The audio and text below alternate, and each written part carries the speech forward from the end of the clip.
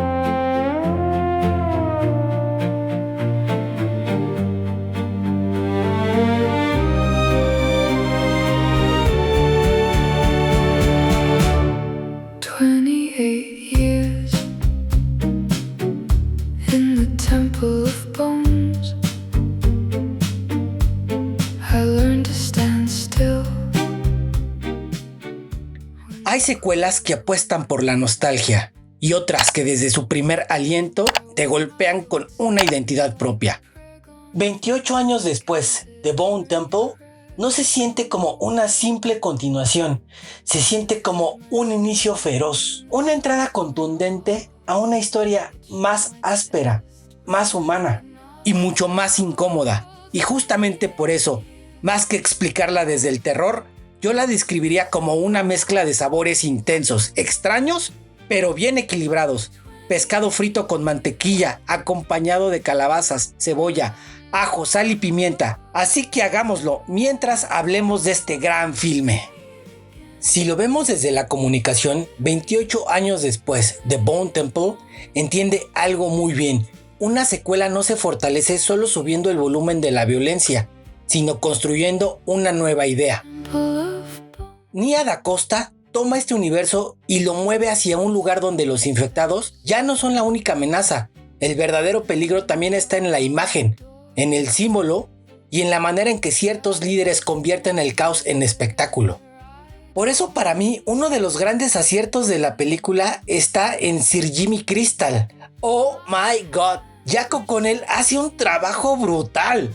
Y no sorprende tanto si recordamos que también fue Remick en Sinners, otro personaje que no imponía solo fuerza, sino presencia por seducción y por esa capacidad de envolver a los demás en su propia locura. Aquí todavía va más lejos, porque Jimmy Crystal no domina únicamente con violencia, domina con estética, con ritual, con discurso, con una teatralidad que vuelve todo mucho más incómodo. Y justo así entra también este platillo, con fuerza, con aroma y con una presencia que se impone desde el primer momento.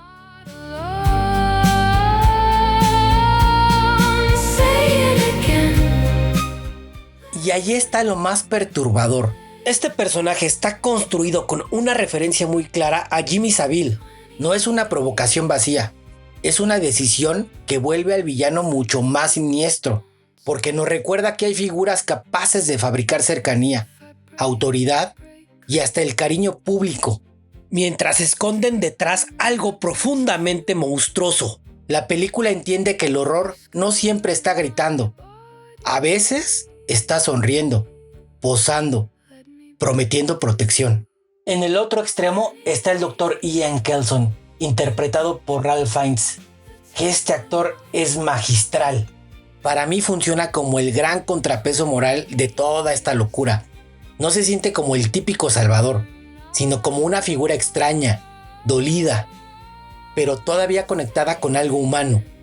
Frente a Jimmy Crystal, que convierte el dolor en dominio, Kelson representa otra cosa: memoria, compasión y una manera distinta de resistir.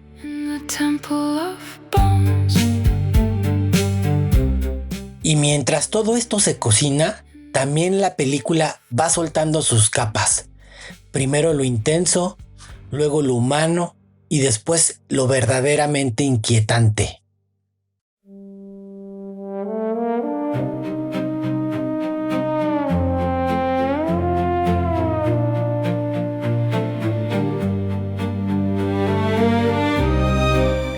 Y en medio de esas dos fuerzas queda Spike, interpretado por Alfie Williams, que es realmente el corazón vulnerable del relato. Todo pasa a través de él. Es el personaje que observa, que absorbe, que sobrevive, y por eso Jimmy Inc., interpretada por Erin Kellyman, se vuelve tan importante, porque dentro de un entorno construido desde la obediencia, la humillación y el miedo, su presencia abre una pequeña fisura, una duda, una posibilidad de conciencia. Y eso es lo que hace tan interesante este tramo de la película. No solo habla de supervivencia, habla de manipulación, de cómo estos falsos mesías fabrican adeptos, les cambian el lenguaje, les venden pertenencia, les dan una identidad nueva y luego los vacían por dentro. No controlan solo cuerpos, controlan relatos. Y ahí es donde The Bone Temple deja de ser una película de infectados y se vuelve una reflexión bastante dura sobre lo fácil que puede ser engatusar a alguien cuando le ofrece sentido, grupo y una figura a la cual obedecer. Los monstruos existen. Y mientras este platillo termina de tomar forma, también queda claro que 28 años después, The Bone Temple no solo quiere impactar, sino quedarse contigo por todo lo que dice sobre el poder, la manipulación y la necesidad humana de creer en algo, incluso cuando ese algo puede destruirte. Aquí la referencia a Jimmy Savile no funciona como una copia literal, sino como una iconografía del carisma corrupto. Nia Da Costa toma esa figura pública, reconocible, y la convierte en una máscara de poder.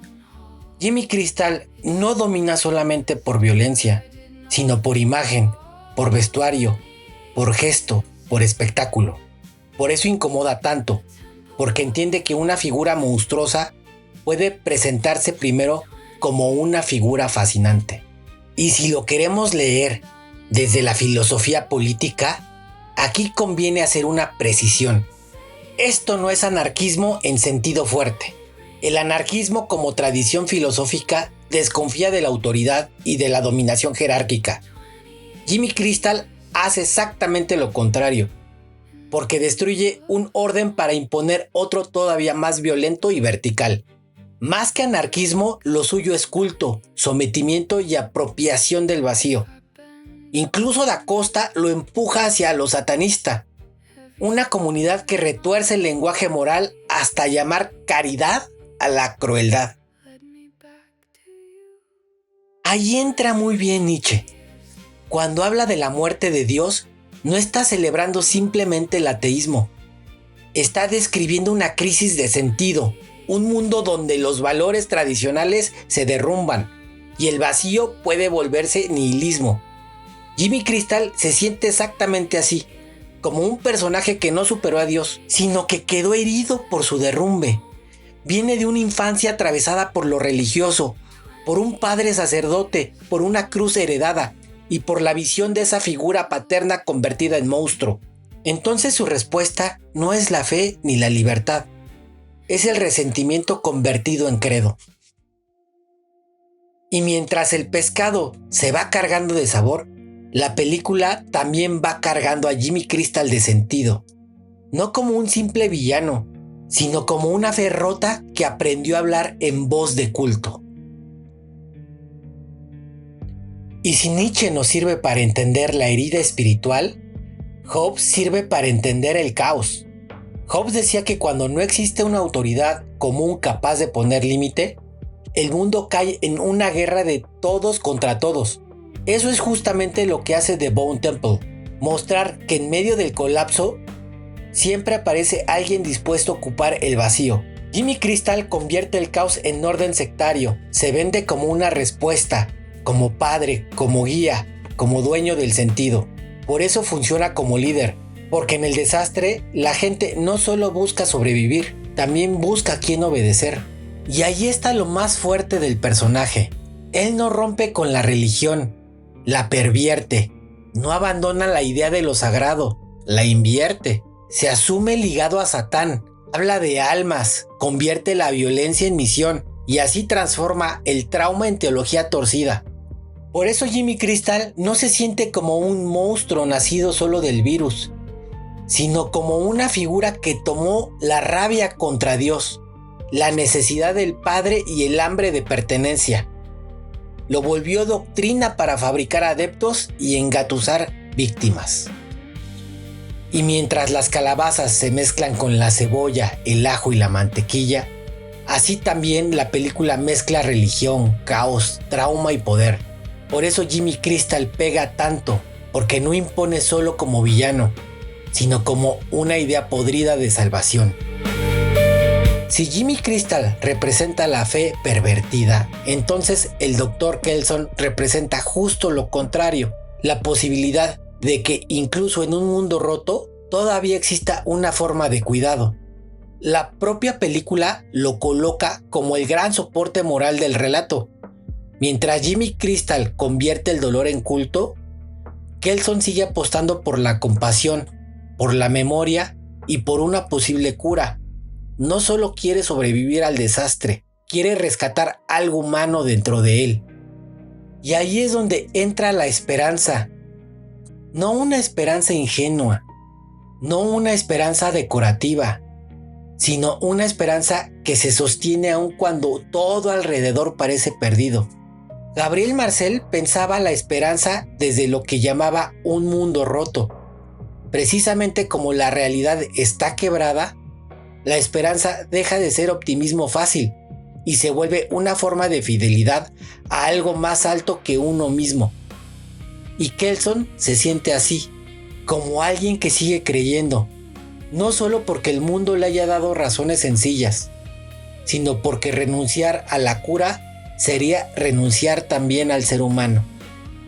Y mientras el fuego termina su trabajo, también la película nos recuerda algo esencial. Todavía hay cosas que vale la pena preservar.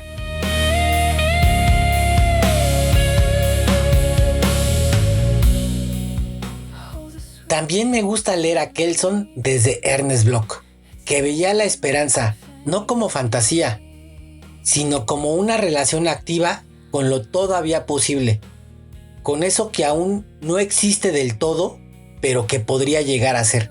Por eso Kelson pesa tanto dentro de la historia, porque en medio de la peste, la barbarie y el fanatismo, él todavía actúa como si el futuro no estuviera clausurado. Cree en la cura, sí, pero en el fondo cree en algo más difícil, que la humanidad todavía no está del todo perdida. Y si quiero llevarlo a un plano más espiritual, pensaría en Nishida Kitaro, el gran filósofo japonés de la escuela de Kioto, para quien Dios no era simplemente un ser lejano y externo, sino una realidad que se toca yendo hacia adentro, en lo más hondo de la experiencia, incluso en la herida, incluso frente a la muerte. Eso hace Kelson en esta película. No niega el horror, no lo maquilla, no lo romantiza, lo atraviesa. Y desde ahí, desde los huesos, desde la enfermedad, desde la ruina, sigue buscando una forma de sentido. Ahí su figura deja de ser solo científica y se vuelve casi espiritual, como este plato que después del fuego, la sal, la mantequilla y el tiempo termina encontrando su forma. So still in front of me, no tear you shed can reach me now. Y antes de cerrar, hay que hablar de uno de los momentos más extraños y fascinantes de la película. El performance del Dr. Kelson con The Number of the Beast de Iron Maiden. No se siente como una excentricidad gratuita, al contrario, funciona como una inversión total del símbolo. Kelson, que durante toda la película ha representado compasión, memoria, y posibilidad de cura, entra al terreno del enemigo y usa su propio lenguaje para desmontarlo desde dentro. Si Jimmy Crystal convirtió la fe en culto, Kelson convierte el espectáculo en estrategia. Incluso la crítica destacó esa escena como uno de los giros más sorprendentes del filme, justamente porque mezcla horror, teatralidad y una inteligencia casi espiritual. Y ahí está su grandeza. No canta para volverse monstruo, sino para enfrentar al monstruo en su propio altar. Bellísimo. Y quizá por eso, 28 años después de Bone Temple, me pegó tanto. Porque debajo de toda su violencia, toda su rareza y toda su oscuridad, late una pregunta profundamente humana. ¿Qué queda de nosotros cuando todo se derrumba? Y la respuesta que da la película no es simple, pero sí poderosa. Queda la memoria, queda el cuidado, queda la posibilidad de elegir en qué creer. Entre cultos, monstruos y ruinas, Kelson se levanta como una figura de esperanza, como alguien que todavía cree en la cura, en el ser humano y en la posibilidad que incluso en el fin del mundo sigue existiendo algo parecido a la redención.